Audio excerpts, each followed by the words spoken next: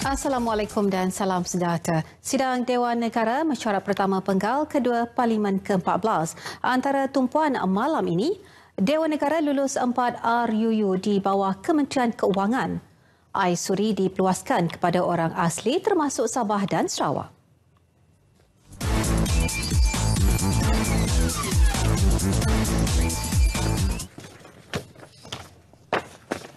Persidangan Dewan Negara hari ini sebulat suara meluluskan rang undang-undang RUU Perbekalan Tambahan Kurungan 2018-2019 tanpa sebarang pindaan. Ketika membentangkan RUU berkenaan, Timbalan Menteri Keuangan Datuk Amiruddin Hamzah berkata sebanyak 4.133 bilion ringgit diperlukan, antaranya untuk kegunaan peruntukan kepada kumpulan wang terkanun sebanyak 1.92 bilion ringgit. Tegasnya ia bukan perbelanjaan baharu tetapi untuk menampung keperluan perbelanjaan pembangunan 2018 keseluruhannya sebanyak 56.96 bilion ringgit.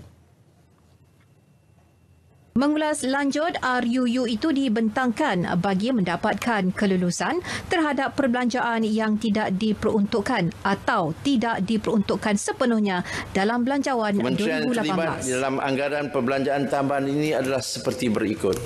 1. Kementerian Kesihatan sebanyak 705.6 juta ringgit. 2. Kementerian Dalam Negeri sebanyak 513.9 juta ringgit. Kementerian Pendidikan sebanyak 300 juta ringgit. Kementerian Pertahanan sebanyak 226.2 juta ringgit. Jabatan Perdana Menteri sebanyak 215.4 juta ringgit. Suruhanjaya Pilihan Raya sebanyak 98.5 juta ringgit. Perbendaharaan sebanyak 76.3 juta ringgit. Kementerian Luar Negeri sebanyak 70.4 juta ringgit dan Suruhanjaya Pencegahan Rasuah Malaysia SPRM sebanyak 5 juta ringgit. Ketika membahaskan RUU itu, Senator Datuk Razali Idris berharap kelulusan peruntukan tambahan kepada kementerian-kementerian terlibat dapat mempertingkatkan mutu perkhidmatan kerajaan kepada rakyat. Beliau antara lain memuji pencapaian beberapa kementerian termasuk Kementerian Pendidikan. Tahniah kepada kerajaan kerana menaik taraf dan baik pulih semula 153 sekolah daif di Sabah menerusi peruntukan pembangunan dan inisiatif keuangan persendirian yakni PFI. Begitu juga di Sarawak, kerajaan meluluskan dan bersetuju hutang 1 bilion kerajaan Sarawak kepada kerajaan persekutuan akan digunakan untuk baik pulih sekolah daif di negeri itu. Usaha ini menggambarkan bahawa kerajaan pusat memandang berat nasib rakyat Sabah dan Sarawak. Namun beliau mencadangkan melalui peruntukan tambahan kira-kira 300 juta ringgit itu, Kementerian Pendidikan perlu melihat isu-isu sampingan lain bagi mempertingkatkan infrastruktur sekolah-sekolah luar bandar agar demokrasi pendidikan tercapai.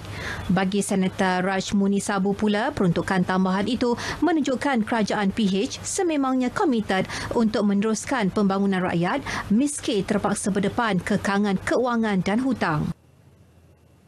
Justru pada saya menerima baik pembentangan undang-undang perbekalan ini dan saya mengambil positif bahawa di sana kalau saya lihat daripada keseluruhan 19.6 bilion ini Tan Sri Yang Di-Pertua, 15.4 bilion itu adalah digunakan dilorongkan kepada perbelanjaan pembangunan.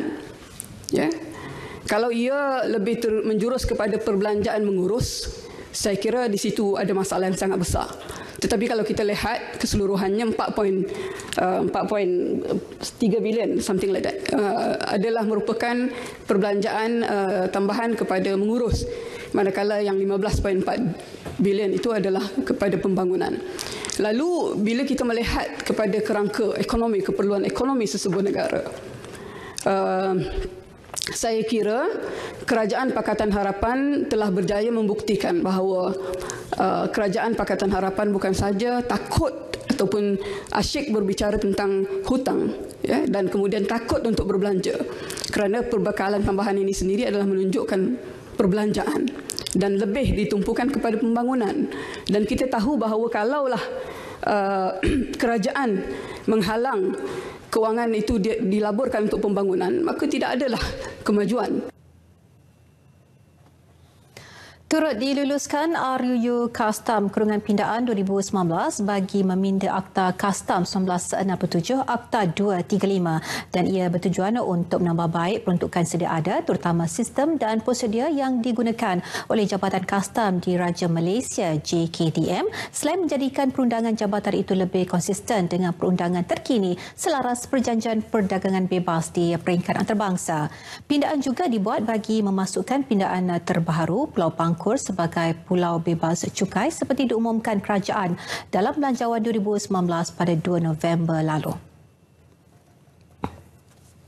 Ketika menggulung perbahasan RUU berkenaan, Dato' Amiruddin menjelaskan pindaan ke atas Seksyen 22B/3 Akta Kastam itu perlu untuk membenarkan apa-apa surcharge kastam, penalti dan fee atau wang lain boleh didapatkan semula sebagai hutang sivil kepada kerajaan.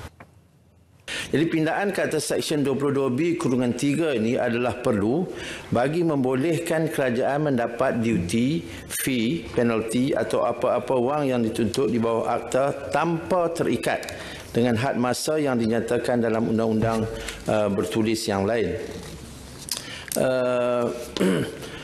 Pindaan ini juga adalah selaras dengan perundangan lain yang ditadbir oleh Jabatan Kastam Raja Malaysia seperti Akta Cukai Jualan 2018 dan Akta Cukai Perkhidmatan 2018. Keseluruhan RUU berkenaan mengandungi 125 fasal untuk dibuat pindaan. Dalam pada itu, sidang Dewan petang tadi turut meluluskan RUU Akta Zon Bebas Kurungan Pindaan 2019 membabitkan peruntukan penalti untuk menghalang salah guna serta penyelewengan kemudahan dan prosedur kastam di zon bebas. Juga RUU Excise Kurungan Pindaan 2019 antaranya untuk meningkatkan penguatkuasaan pegawai excise dan amount penalti bagi kesalahan di bawah Akta Excise 1976. Sebanyak 1.4 bilion ringgit daripada hasil tunai diperoleh Felda melalui penyenaraian FGV Holdings Berhad FGV telah dibelanjakan untuk pelaburan yang sangat meragukan melalui transaksi gelap ketika menyampaikan penerangan Menteri berhubung usul kertas putih ke atas kelestarian Felda yang telah dibentangkan di Dewan Rakyat. Timbalan Menteri Hal Ehwal Ekonomi Senator Dr. Muhammad Razif Majidin turut mendedahkan sejumlah 2.7 bilion ringgit lagi telah digunakan untuk meraih sokongan politik menjelang pilihan raya umum.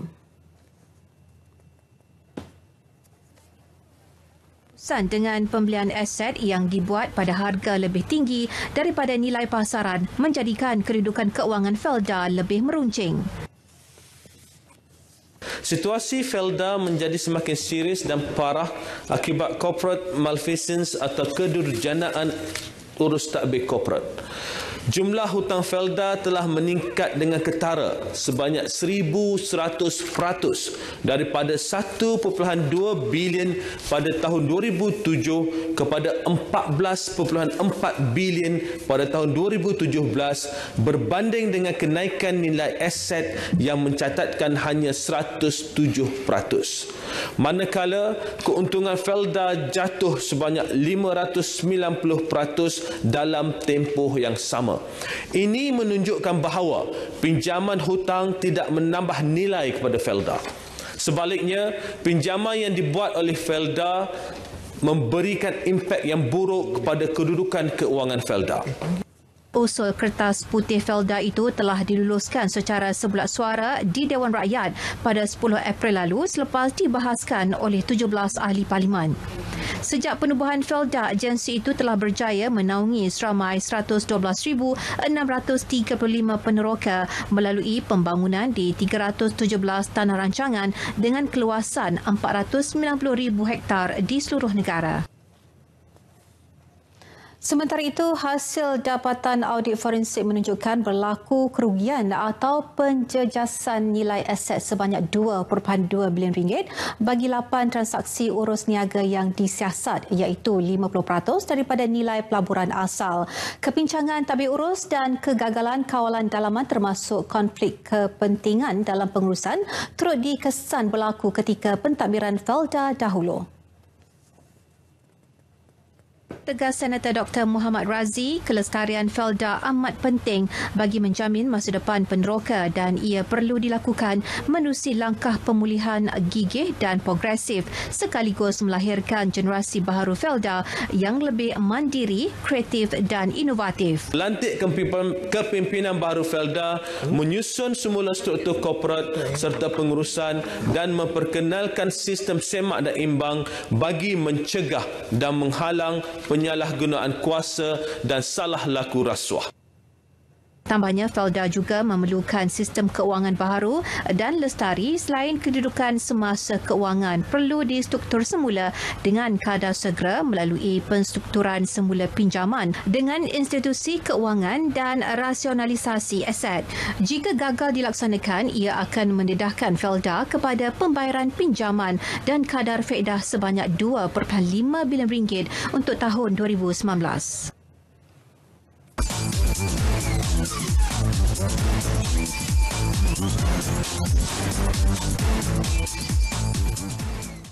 Akta Kumpulan Wang Simpanan Pekerja KWSP 1991 akan dipinda bagi mewajibkan 2 daripada 11% gaji suami yang dicarumkan ke KWSP dipotong untuk caruman KWSP isteri yang berstatus suri rumah sepenuh masa. Rang Undang-Undang RUU pindaan akta tersebut dijangka dibentangkan pada sesi Parlimen Julai ini. Timbalan Perdana Menteri yang juga Menteri Pembangunan Wanita, Keluarga dan Masyarakat, Datuk Seri Dr. Wan Azizah Wan Ismail berkata pelaksanaan caruman wajib terhadap suami itu merupakan fasa ketiga dalam program caruman sukarela insentif suri iSuri. Ini adalah caruman yang wajib, ini akan diwajibkan. Jadi perkataan itu word is wajibkan. Jadi kita akan tukar akta KWSP untuk diwajibkan apa sumbangan ataupun caruman dibuat oleh suami automatik kepada isterinya. 2% daripada 11%. Jadi kalau automatik itu yang dikatakan pada pertengahan 2020 baru boleh dilaksanakan, walaupun kita dah luluskan di Parlimen pada Julai, insya-Allah jangkakan tahun ini untuk mengadakan pertukaran akta KWSP itu. Jadi itu automatik, tak ada pilihan lain masuk ke dalam akaun isteri untuk jaringan sosial kalau apa-apa berlaku. Kalau ada pencarian hidup ke mati ataupun. Jelas beliau lagi Pekisu telah merangka draft RUU Keselamatan Sosial untuk suri rumah. Berdasarkan semakan, draft tersebut masih dalam semakan oleh Kementerian Sumber Manusia sebelum dikemukakan kepada Jabatan Peguam Negara dan dibentangkan di Parlimen. Ia merupakan fasa kedua dalam pelaksanaan iSuri. Fasa pertama bermula 15 Ogos lalu, kerajaan menyumbang RM40 sebulan bagi setiap caruman sukarela dengan jumlah minimum RM5 ke akaun KWSP Suri Rumah. Sehingga hujung April lalu, 107,619 suri rumah dan wanita telah berdaftar di bawah program caruman sukarela insentif suri iSuri.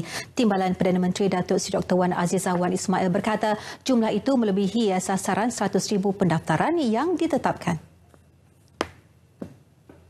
Beliau turut memaklumkan kementerian melalui agensi pelaksana seperti Jabatan Kebajikan Masyarakat dan Amanah Ikhtiar Malaysia giat menjalankan aktiviti promosi iSuri menerusi siri jelajah dan siaran media. Kaedah itu berupaya memberi pendedahan dan meningkatkan jumlah pendaftaran suri rumah yang layak. Kementerian turut mempertimbang cadangan memasukkan senarai penerima daripada masyarakat orang asli dalam daftar iSuri. Juga saya mendapat banyak juga aduan-aduan kerana kita nak dapatkan senarai itu dan kita mesti verify apakah mereka layak dan mempunyai kriteria. Itu yang menjadi masalah untuk sikit terbantut pada segi itu. Namun saya ambil maklum bahawa pihak orang asli dan juga mungkin orang asal di Sabah Sarawak juga memerlukan jaringan ini. Kalau boleh kita sama-sama selaraskan dengan data. Data itu Datuk Seri yang betul. Kita ada mestilah pemutihan juga. Kerana ada pertindihan banyak. Jadi kita nakkan supaya mereka yang perlu dan sebab kita dana terhad. Idenya baik Alhamdulillah. Tapi bila dana terhad kita mestilah juga memikirkan yang mana yang perluannya, tetapi saya ambil maklum orang asli dapat menselaraskan dengan pihak JAKUAH. Penjelasan itu bagi menjawab soalan Senator Dato' Isa Abdul Hamid. Kementerian Pengangkutan bersama beberapa syarikat penerbangan domestik negara bersetuju menambah jumlah penerbangan dari 23 Mei hingga 16 Jun 2019 berikutan ia musim perayaan selain menerima permintaan tiket yang tinggi. Jelas Timbalan Menterinya Datuk Kamarudin Jaafar, penambahan jumlah penerbangan juga akan mengelak kenaikan harga tambang tiket sekaligus membebankan orang ramai yang ingin pulang ke kampung halaman. Kementerian sebagaimana yang saya sebutkan tadi telah berusaha dengan syarikat-syarikat penerbangan kita untuk menambah dua perkara, menambahkan jumlah penerbangan iaitu untuk perayaan yang akan datang ini daripada 23 Mei 2019 hingga 16 Jun 2019 yang meliputi Hari Raya Puasa, Hari Gawai Dayak dan Pesta Keamatan. Ianya akan menambahkan 737 penerbangan daripada yang dipanggil schedule flight ataupun penerbangan yang sudah pun tetap berkala 3,776 akan ditambah lagi 737 penerbangan setakat ini. Tambah beliau lagi, kerajaan tidak akan menetapkan harga siling terhadap syarikat penerbangan tempatan. Kerajaan akan terus membenarkan harga tiket bergantung kepada pasaran dan syarikat penerbangan akan menetapkan harga tiket dengan mengambil kira permintaan pasaran, situasi ekonomi dan faktor lain seperti harga minyak dan kos operasi. Datuk Kamarudin Jaafar menjawab pertanyaan Ahli Dewan Negara Senator Muhammad Mustafa di Persidangan Dewan Negara. Satu kajian semula tentang strategi dan pelan perniagaan Malaysia Airlines sedang dijalankan dan cadangan ini akan dikemukakan kepada khazanah yang seterusnya akan diteliti dan dibentangkan kepada lembaga pengarah khazanah untuk perbincangan. Hasilnya akan dibentang kepada kerajaan yang akan memutuskan hala tuju syarikat penerbangan tersebut dalam masa terdekat. Jabatan Perdana Menteri Datuk Dr. Mat Farid Mat Rafiq, sebarang keputusan yang bakal dibuat oleh kerajaan akan mengambil kira pelbagai aspek termasuk manfaat ekonomi yang dijana oleh syarikat Malaysia Airlines kepada negara termasuk dari segi pelancongan dan perdagangan, peluang pekerjaan kepada warga tempatan serta peningkatan pendapatan negara dari segi kutipan cukai. Dalam membincangkan tentang hala tuju dan masa depan Malaysian Airlines, tujuan yang sewajarnya harus diberikan kepada pelbagai aspek manfaat ekonomi yang dijana oleh syarikat penerbangan negara tersebut dan bukan sekadar melihat kepada untung rugi operasinya semata-mata. Selain itu, kumpulan penerbangan tersebut kini sedang berusaha bersungguh-sungguh untuk mengurangkan kerugian melalui peningkatan pendapatan dan inisiatif rasionalisasi kos. Menyentuh pertanyaan, Senator Laksamana Pertama Bersara Muhammad Imran Abdul Hamid berhubung pematuhan tuntutan syarak yang harus dipatuhi Malaysia Airlines, jelas beliau kumpulan penerbangan Malaysia MAGB mula mengurak langkah melaksana polisi untuk tidak menghidang alkohol bagi semua penerbangannya yang berjangka masa kurang 3 jam sejak 1 Januari 2016.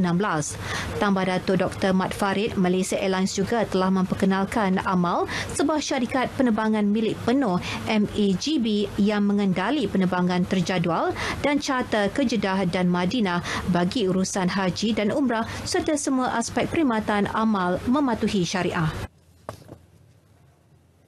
Melalui Dasar Perumahan Negara DRN 2018-2025 yang dilancarkan pada 28 Januari 2019, kerajaan melalui Kementerian Perumahan dan Kerajaan Tempatan telah merangka 57 pelan tindakan.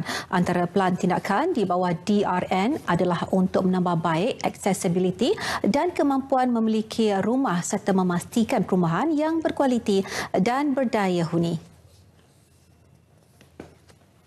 Jelas Timbalan Menteri Perumahan dan Kerajaan Tempatan Datuk Raja Kamarul Bahrin Shah Raja Ahmad Baharudin Shah, pelan tindakan berkenaan meliputi harga rumah mampu milik, keupayaan pemilikan rumah oleh golongan B40 dan M40 serta skop garis panduan dalam standard perumahan kebangsaan.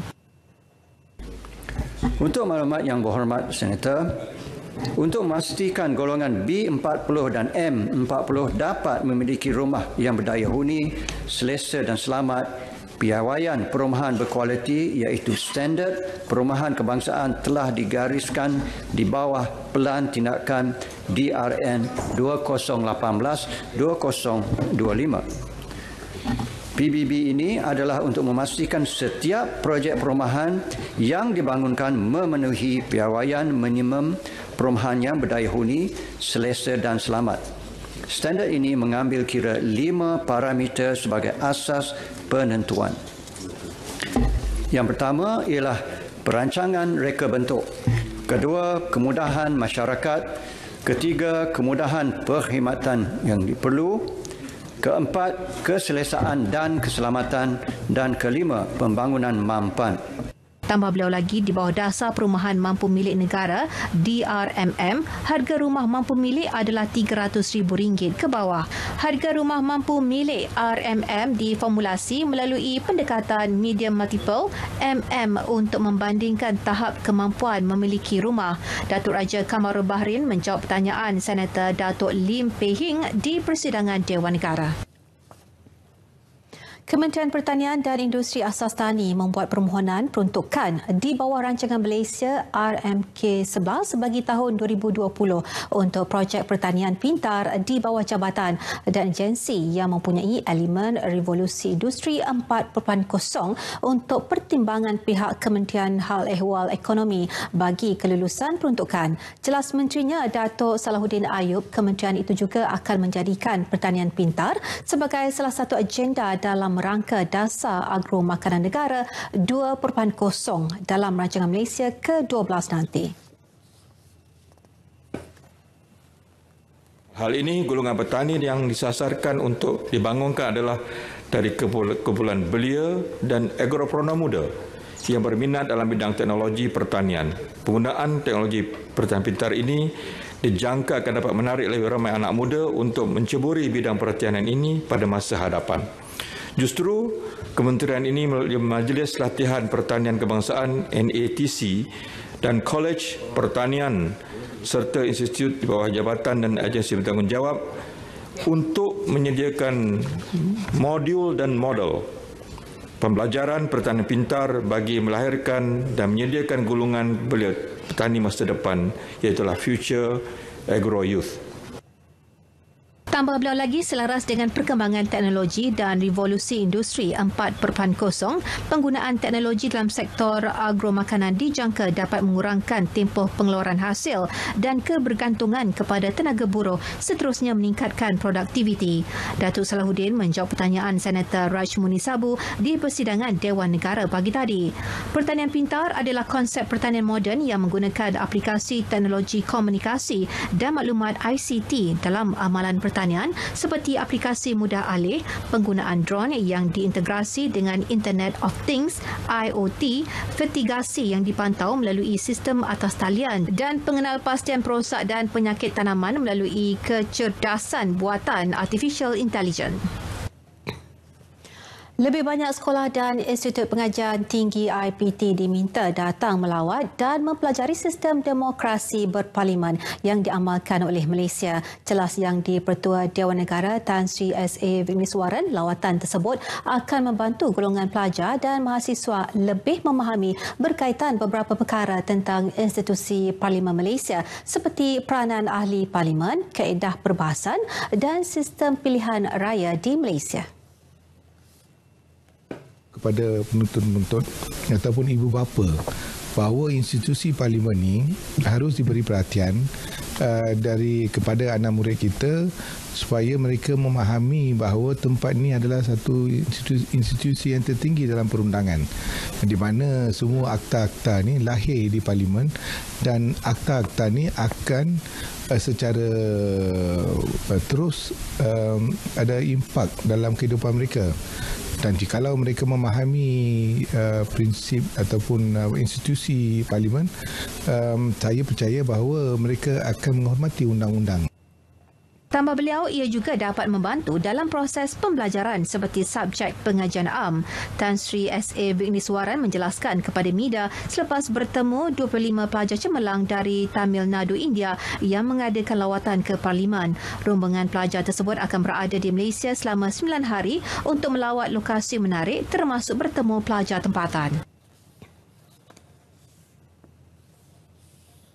Kementerian Pendidikan tiada halangan membenarkan mana-mana agensi kerajaan seperti Suruhanjaya Pilihan Raya SPR mengadakan aktiviti di kampus universiti bagi membentuk golongan mahasiswa yang mempunyai nilai kepimpinan dan integriti. Jelas Jemalah Menteri Pendidikan Teo Nii Chin, ia bersesuaian dengan pindaan Akta Universiti dan Kolej Universiti 1971 AUKU yang dilaksanakan dalam persidangan lalu.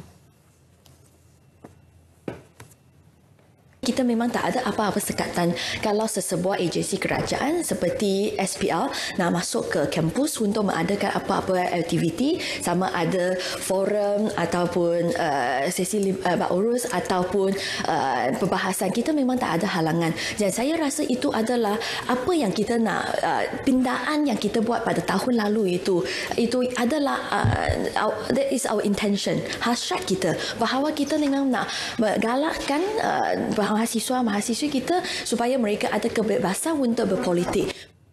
Teo Nii Chin menjawab pertanyaan ahli Dewan Negara Senator Yusmadi Yusof yang mahu mengetahui adakah agensi kerajaan dibenar masuk ke kampus universiti dalam usaha membantu mahasiswa ke arah kepimpinan politik terbaik. Pindaan terhadap Akta Universiti dan Kolej Universiti AUKU 1971 yang membenarkan mahasiswa aktif berpolitik diluluskan dengan sebulat suara pada 10 Disember lalu di Parlimen.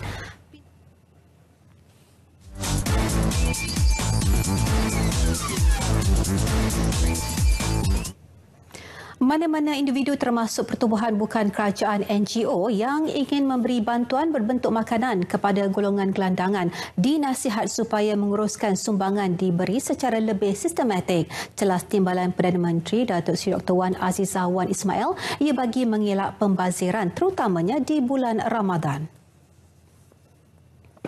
Tambah beliau lagi, agihan makanan juga perlu mengikut kesesuaian lokasi dan tidak hanya tertumpu pada satu lokasi sahaja.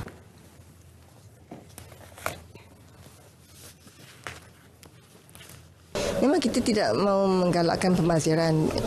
Itu memang daripada ni bulan puasa ke tak bulan puasa ke, itu memang kita salah satu daripada isu yang kita nak tangani bersama. Sebab tu kita adakan food bank semua kan untuk tak membazir. Kalau bulan puasa memanglah itu salah satu daripada apa yang berlaku. Kalau dah sahur banyak sangat semua, jadi kalau boleh kita distribute tempat lain lah. Jangan konsentrate satu tempat je. Kita tengok juga mana-mana yang memerlukan. Sebab saya pun tahu, saya dulu pun nak masuk soup kitchen semua kan. Ada juga yang concentrate nak bagi tu yang mudah aja. Carilah juga yang mereka yang memerlukan. Walaupun setiap kali menjelang Ramadan, ramai yang memilih untuk beramal termasuk memberi makanan kepada gelandangan, golongan lain seperti rumah orang tua, rumah anak yatim dan pondok-pondok agama juga boleh diberi makanan.